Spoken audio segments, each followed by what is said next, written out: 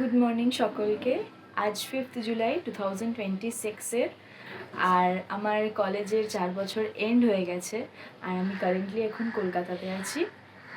তো আমি সিকিমেই থাকবো। আমি 2 মাসের জন্য এসেছি এখানে বাড়িতে ছুটি কাটাতে, আর তারপরে আমি চলে যাব আবার সিকিমে for up to 2 years, next 2 ইয়ার্সের জন্য।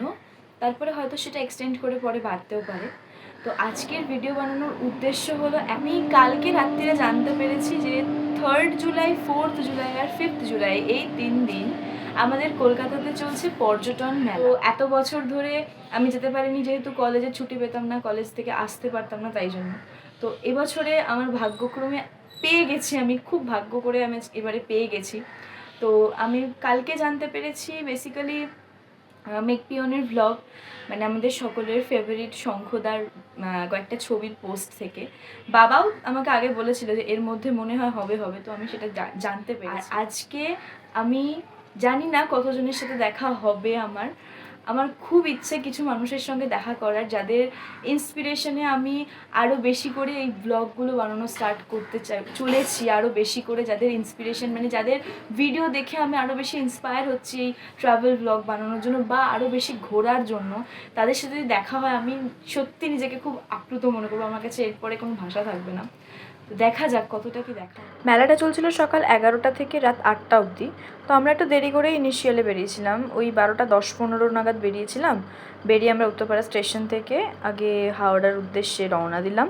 আমরা বর্ধমান লোকালে করে, মানে ডাউন বর্ধমান লোকাল যেটা, সেটাতে করে আমরা হাওড়া স্টেশনে পৌঁছালাম। আমি আর মা যেতে যেতে কত গল্প করছিলাম যে যখন ছোটো ছিলাম আমি, তখন বাবা মা আমি 3 জনে যখন আসতাম তখন কত মজা হতো। মানে তখনকার ব্যাপারটা আমি ঠিক বোঝাতে পারবো না কীরকম ফিলিংস, কারণ এখন বড় হয়ে গেছি। এখন আমি হয়তো মাকে দায়িত্ব করে নিয়ে যাচ্ছি, তখন মা বাবা আমাকে দায়িত্ব করে নিয়ে যেত, বেড়াতে যাওয়ার সম্পর্কে এত কিছু বোঝাতো যে ট্রাভেলিং কি, মানে কতটা মানুষকে আনন্দ দিতে পারে সেই জিনিসটা। ছোট থেকে যখন ঘুরতে যাওয়ার কোনো কথা উঠতো, তখন আশা করছি সবাই জানো মোটামুটি একটা টাইম টেবিল পাওয়া যেত ট্রেনের, যে কোন ট্রেন কখন ছাড়ে না ছাড়ে বা কোন কোন স্টেশনে দাঁড়ায় সেই সম্পর্কে। তো সেই যেই ট্রেনের যে টাইম টেবিলটা পাওয়া যেত, বাবা আর আমি নিয়ে বসতাম। এনার সাথে আমার ট্রেনেই পরিচয় হয়। ইনি একা একা এই বয়সে, প্রায় ওনার 80-র কাছাকাছি বয়স, এই বয়সে উনি একা একা যাচ্ছেন কাশ্মীরে ট্রেক করতে। ভাবা যায় জাস্ট। আর ওনার সাথে কথা বলতে বলতে আমরা হাওড়া স্টেশনে নেমে গেলাম, উনিও নেমে গেলেন, উনি চলে গেলেন ওনার ট্রেন ধরতে। আর আমরা এদিকে চলে আসলাম ফেরিঘাটের উদ্দেশ্যে। ভাবলাম ফেরিঘাট হয়ে বাবুঘাটে নেমে তারপর অপোজিটেই যে রাস্তাটা গেছে সেই রাস্তাটা নেতাজি ইন্ডোর স্টেডিয়ামের পাশ দিয়ে গিয়ে ক্ষুদিরাম অনুশীলনে পৌঁছেছে। কিন্তু দুর্ভাগ্যবশত সেদিনকে ফেরি চলছিল না, তাই অগত্যা একটাই অপশন, সেটা হলো বাস।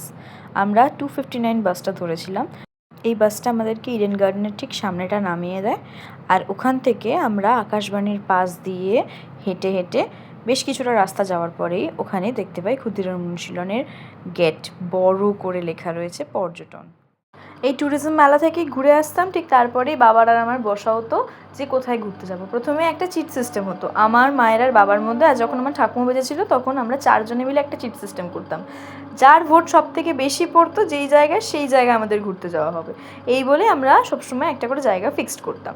তো আমরা যখনই কোনো জায়গা ফিক্সড করতাম তখনই সেই জায়গাটার আগে দেখে নিতাম যে সেখানকার কি ট্রেন। বাবা আমাকে নিয়ে বসতো, বাবা আমাকে ম্যাপ খুলিয়েও ইভেন বসাতো, আমাকে ইন্ডিয়ার ম্যাপ খুলিয়ে বসিয়ে বলতো দেখ কোথায় জায়গাটা, এবার সেই জায়গা অনুযায়ী কোন ট্রেন কী বৃত্তান্ত সব দেখ, আমাকে দিয়ে দেখাতো। তো সেই ছোটো থেকে সেই অভ্যাসগুলো রয়ে গেছে। এই জন্য আমার কাছে ঘুরতে যাওয়াটা শুধুমাত্র ইটসেলফ ঘুরতে যাওয়া না, আমার কাছে এটা একটা মানে জার্নি বলা যেতে পারে। যে মানে ঘুরতে যাওয়ার আগের মুহূর্তে কোন ট্রেন কী বৃত্তান্ত সব কিছু খুঁটিনাটি জানা। আমি জানি না এখনকার যারা জেনারেশনের বাচ্চা তারা কতটা এই টাইম টেবিল সম্পর্কে জানে, কিন্তু ব্যাপারটা হলো যে আমাদের সময় অবধি টাইম টেবিলটা ছিল। তো মানে আমি যখন ছোটো ছিলাম সেই সময় অবধি। তো এবার ব্যাপারটা হয়ে গেছে কি, ওটা একটা ইমোশান জড়িয়ে গেছে ওখানে। এখন তো সব কিছুটাই প্রায় বলতে গেলে আইআরসিটিসি বলে যে অ্যাপটা আছে সবটাই ফোনেতেই হয়ে যায়। তো টিকিট কাউন্টারে গিয়ে লাইন দিয়ে যে কাটা, সেই ব্যাপারটা খুবই চল এখন উঠে গেছে, সবটাই এখন অনলাইনের মাধ্যমেই হয়। তো যথারীতি এই মেলায় ঢুকতেই আমাদেরকে রেজিস্ট্রেশনের জন্য জনপ্রতি 20 টাকা করে লেগেছিল। এরপর শুরু হয় আসল মজা। প্রতিটা স্টলে যাই আর আমি একটা করে লিফলেট তুলি। ওনারা আমাকে দেখেন, দেখে আরও মনে হয় ওনাদের আমাকে লিফলেট দেওয়ার দরকার আছে, আমার একটা লিফলেটে হবে না। আমি একটু ইন্টারেস্টও দেখাই গিয়ে ঘুরতে যাওয়ার সম্পর্কে, বিভিন্ন জায়গা সম্পর্কে, তাদের কী কী প্যাকেজিং আছে না আছে সব কিছু। ব্যাস, তোমাদেরকে এরপরে পরে দেখাচ্ছি কতগুলো লিফলেট ঠিক আমি জোগাড় করেছি। তো ঘুরলাম পুরো, ভীষণ ভালো লাগলো, ভীষণ। অনেক দিন বাদে এলাম বলে অনেক কিছু বেশ মনে পড়লো। ছোটোবেলায় বাবার হাত ধরে ধরে এখানে যেতাম, কোন কীরমভাবে বাবা আমাকে দেখাতো জায়গাগুলো, কত রকমের কার্ডসগুলো সব কালেক্ট করতো ঘুরতে যাওয়ার আগে আগে, সেগুলোতে কল করা হতো, সেগুলো মনে পড়লো। তারপরে যে লাকি ড্র, যেখানে যে চিটগুলো ফেলা হয় লাকি ড্রয়ের জন্য, সেখানে লাকি ড্রয়ের জন্য আমি চিটও ফেলে আসলাম। তো ওটাও মনে পড়লো যে বাবা ওরকম আমাকে দিয়ে লেখাতো আমার নামে বা মায়ের নামে হতো নি, সেগুলোতে যাওয়ার জন্য। মানে হয় না, সবসময় তো হয় না, কিন্তু একবার পেয়েছিলাম আমরা। তো জাস্ট নাম উঠেছিল নমিনি হিসেবে, বাকি ড্র তো ওরকমভাবে হয় না। সেটাও মনে পড়লো যে এরকম নাম ঠাম উঠেছিল। মা, কেমন লাগছে তোমার একদিন বাদে এসে? ভালোই লাগছে। আমি আগেও এসেছি, আমার ভালোই লাগে এখানে ঘুরতে।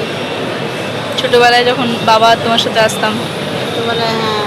তারপর এখন তোমাকে আমি নিয়ে আসছি, সেটা আরেকটা উপরি পাও না আমার কাছে।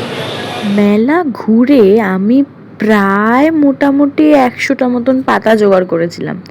আমার মাকে আমি কিছুক্ষণের জন্য কাগজ কুড়ুনি বানিয়েছিলাম ওখানে। যত কাগজ নিচ্ছি সব মাকে ধরাচ্ছি। মা আমাকে বলছে, আমায় কি তুই কাগজ কুড়ুনি পেয়েছিস? আমি বললাম একটুখানির জন্য ধরো। মামাই বললো, ওগুলোর মধ্যে তুই কতগুলো জায়গায় ঘুরতে যাবি? আলাম, দেখো ঘুরতে না যাই, জায়গাগুলো সম্পর্কে জানা হবে, জায়গাগুলোর নাম জানতে পারবো। এখন আমাদের সবাইয়ের কাছে গুগল আছে, আরও ভালো করে সেই জায়গা সম্পর্কে একদম ওয়াকিবহাল হয়ে যেতে পারবো। তো সেটার জন্য যত কাগজ পাওয়া যায় সব কাগজ আমি তুলে নিয়ে চলে এসেছি।